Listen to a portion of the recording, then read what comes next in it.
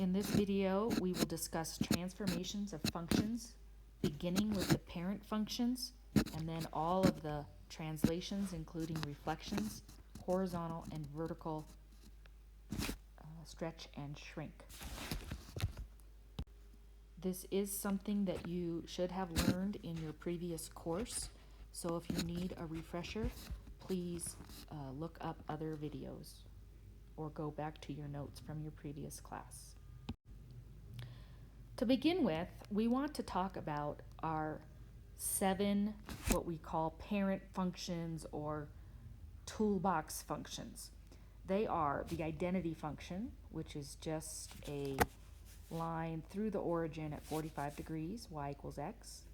The x squared function, which is just a parabola.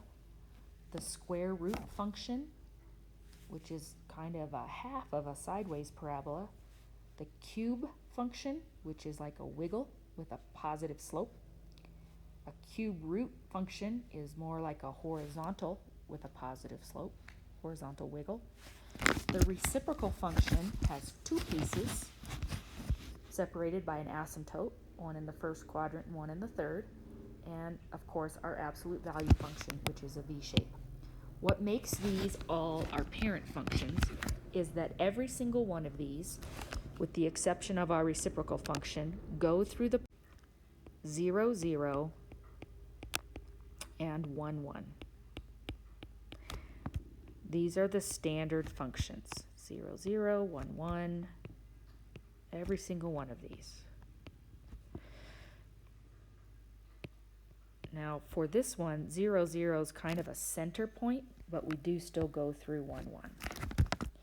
So that's why we call those the toolbox functions, because we can take those functions, the basic shape, and move them around.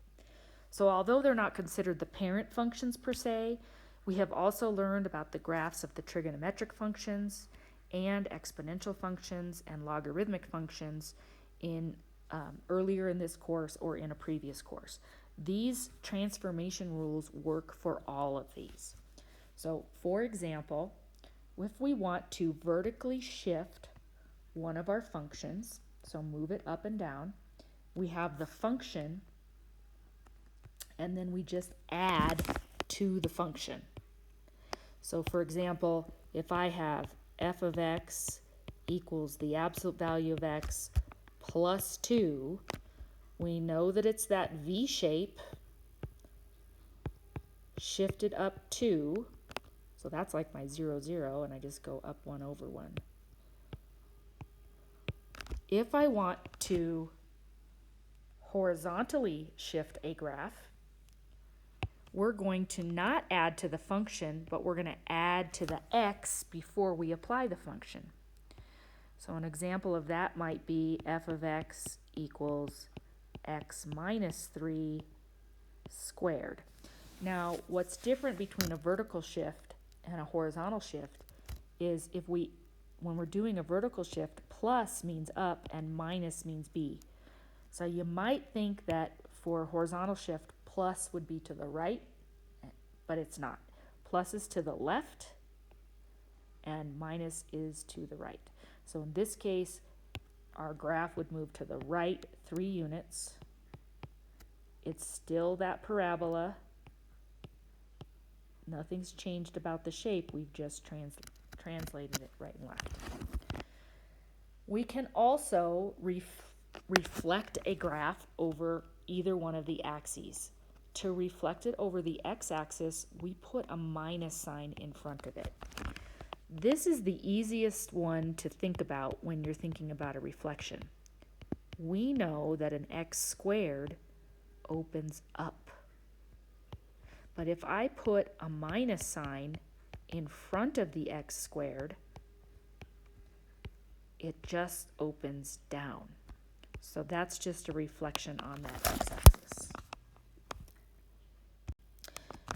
When we talk about a stretch on the y-axis, we don't put the negative sign in front of the function, we put the negative sign in front of the x value. So again, to keep these two straight, if you think about y equals x squared, our basic parabola, and y equals the negative of x squared, which simplifies, we get the same thing. That's because this part just came over and became this part and vice versa. So it just was a reflection about the line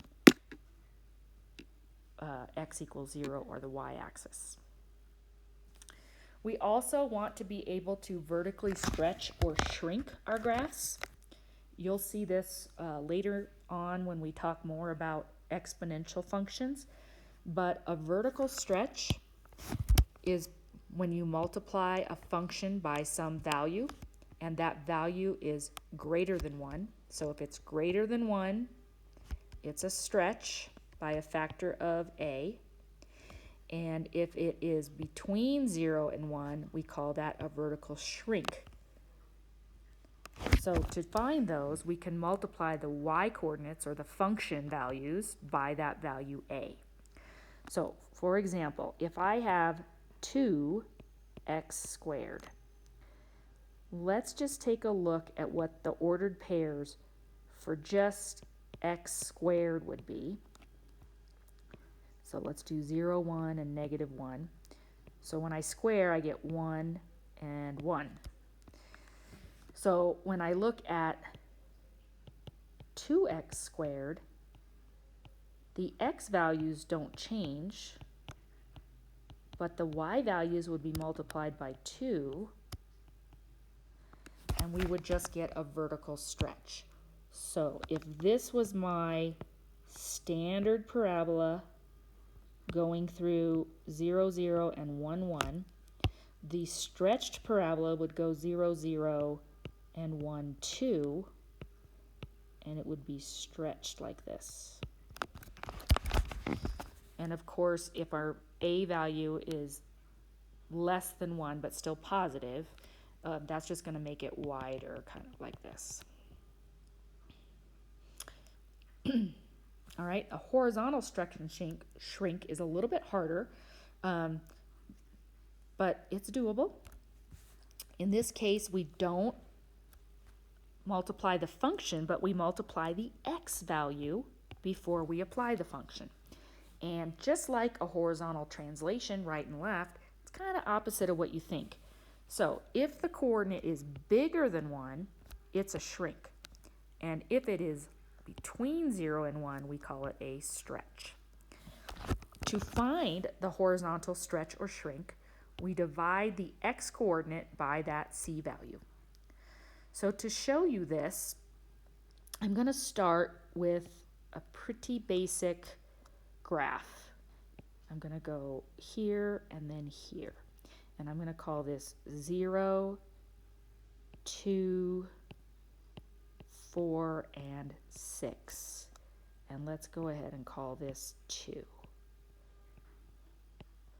So we have, for our standard, just this red graph, 0, 0, right here, 2, 2, 4, 0, and 6, 2. Let's call it 6, 3. This one goes up to a little bit longer, a little bit more.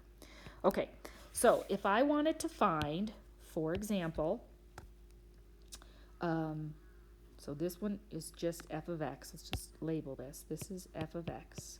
If I wanted to find 1/2 f of x,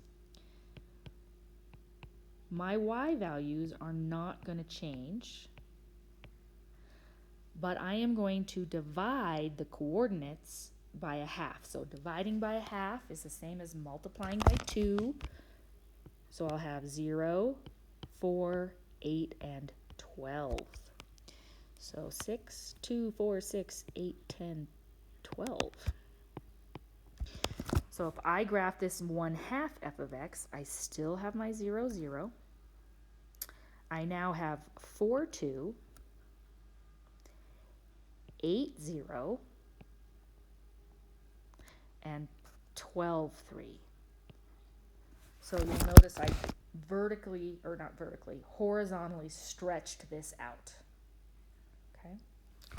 All right, so here are some examples. For each of these, we want to sketch just a simple graph and give at least 2 ordered pairs. So this is looking at these functions and identifying what are these transformations and reflections, for example. So for the first one, we know that our parent function is just x squared, which is a parabola. We've added to the function, so we're going to move up 6 units. So we're right here. And notice if that's my 0, 0, I can go up 1, over 1 to get another ordered pair, and I can sketch it. So this might be 0, 6, and 1, 7 might be some ordered pairs. For this next one here, we have an absolute value. So our parent function here is the absolute value of x, which we know is a V shape. We've done a couple of things to this V shape. We've added to the x. So this is now a horizontal transformation. And because it's plus, we're going to go left 5. And this negative sign here is going to be reflection. You can't just say reflect, you have to say which axis. So this is going to be reflect on the x-axis. So just for our parent function, I'm just going to sketch here. That's our parent function, just the absolute value of x.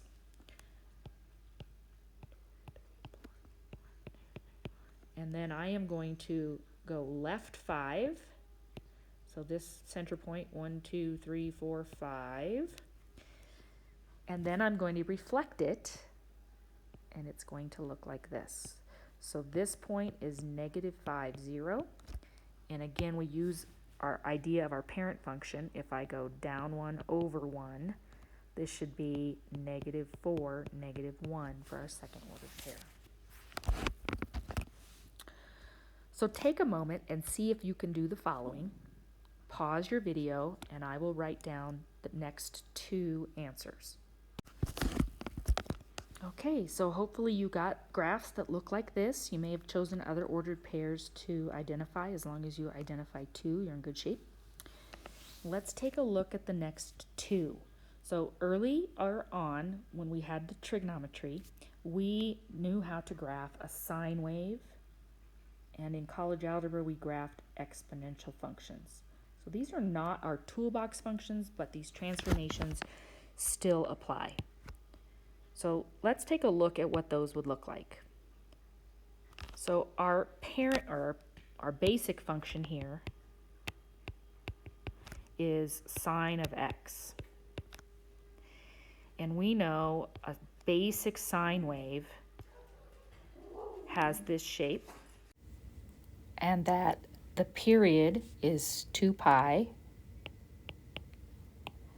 and this is pi in here, and the amplitude is 1. So when we look at this one, if you recall, in order to see our phase shift, we had to factor out that 3 and get x plus pi over 3. And we knew that this 3 changes our amplitude, or not our amplitude, our period, to 2 pi over 3. So think about that. When you multiply by the x, you shorten or shrink the period, and that our phase shift is pi over 3 to the left. So this is going to look like, here's our graph. We know it's going to go to 2 pi over 3. So this will be pi over 3. And our amplitude is still 1. And we're going to shift the graph pi over 3 to the left. So I'm going to actually extend this way. We'll call this minus pi over 3. And so it's going to start here and go up down, and then up again. All right, for the last one on this page, we see that we have y equals minus 3 raised to the x plus 2. So in this particular case, our basic graph is 3 to the x. This is an exponential graph that goes through the point 0, 1. If we look at the minus sign, we know that that minus sign is going to reflect it on the x-axis. And the 2 is going to move it up 2 units. So our graph for this is going to be, once I reflect it, it would go here. Let's see. So if I reflect it down, it's going to go here, and then I go up 2. So we're going to have our asymptote here at 2, and it's going to look something like this. So we know that this is 0, 1. Let's check that. If I plug in a 0, 3 to the 0 is 1, and negative 1 plus 2 is, in fact, 1. Okay, let's finish this up. Cosecant, if you remember, cosecant of x is the reciprocal of sine, and this graph has been shifted up 2 units. So if we take a look at a basic cosecant, let me sketch that. So we've got,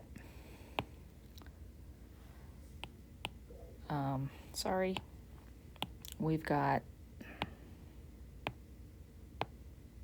our period, which is 2 pi. Cosecant doesn't really have an amplitude, but what I'm going to do here is first draw a sine wave. Okay, so we know that for a cosecant, the asymptotes are going to be wherever sine is equal to 0. We draw those before we do our vertical shift up 2. So if this was at 1 and this was at minus 1, when I shift it up 2, I'll be at 3 and 1. So this one is going to go like this, and this one is going to go like, oops, I should go up a little higher, like this. Okay, for our last example, we have a logarithmic function. And remember, for a basic logarithmic function with a base bigger than 1, so we have log base 2 of x plus 1, it's going to increase and look like this, and this point here would be 1, 0. So that's a pretty basic logarithmic function with a base of 2. So if we look at what we're trying to do here, we're trying to take our logarithmic function with a base of 2, and we're trying to shift it to the left 1 unit. So our graph is going to take this point at 1, 0 and put it at 0, 0. Our asymptote that was at 0 is now at minus 1, and we have a graph that looks something like this. That concludes this video on transformations of functions. I hope that was a good review.